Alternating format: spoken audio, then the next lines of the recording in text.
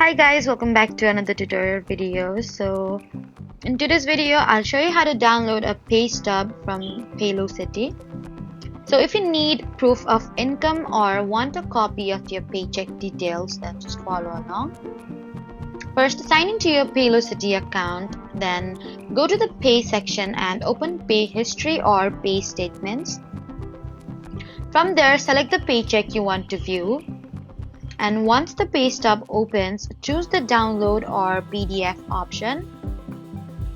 From there, save the file to your device or print if needed. You can repeat these steps anytime you need previous pay stubs that are available in your account. So that was how to download a pay stub from Paylocity. Please don't forget to like, comment, and subscribe for more helpful tutorials. Thank you for watching.